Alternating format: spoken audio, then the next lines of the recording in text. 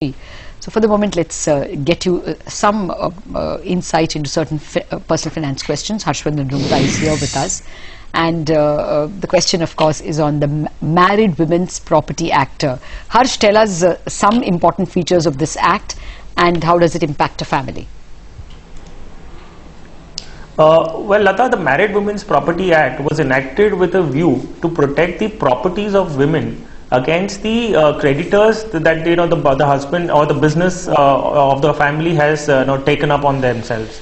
Now, the idea is this particular Married Women's Property Act, all the properties that belong to the women, get insulated and protected from all the other court attachments or any income tax department attachments that the husband has run up. Now, let's take an example of a business family. This could be a trader or manufacturer or any other business. In due course of business, there are some credit limits or there are bank loans which have been taken by the business. Now, the bank secures these credit limits against the assets of the business and also takes a personal guarantee of the owner of the business, which could be the husband of the family. Now, in case of the untimely death of the husband, the bank starts recovering their loans, and in the process they liquidate the assets of the business and also they attach the properties that belong to the guarantor, which in this case is the husband. Now, in order to protect the assets of to protect the family, the wife and the children, the life insurance policies that one takes, he should make sure that these policies at the time of taking the policies should be taken under the MWP Act, the Married Women's Property Act. Because life insurance policies are also entitled to be attached, which means the claims that get paid out on the death of the husband go to the bank and not to the surviving members. So, the process of taking the policy under MWP is very simple. At the time of making an application, you have to fill in an MWP addendum. This form is also provided by life insurance companies. In the form, you have to fill in the details of your wife and or children, whomever you wish to make beneficiaries in the policy. Now, in case of death, the policy proceeds do not go to anybody else other than the beneficiaries as named by you in the policy.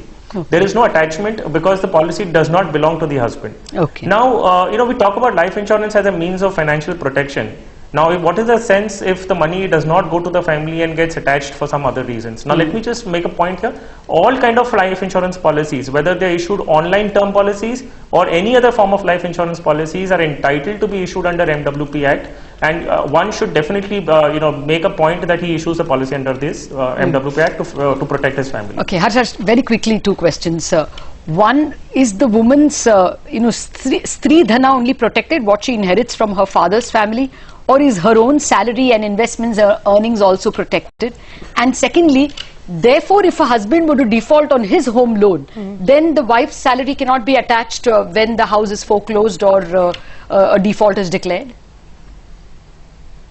See, the first question, we're talking about a loan taken on the business which the husband runs, and he's given his personal guarantee towards those loans. Yeah. So all the attachment that we refer to are restricted only to the business and the assets of the husband. So in the first part of your question, the income that the wife is generating, if she is not given her personal guarantees and all the Stri Dhan that she's inherited from her parents, do not get attached in this case.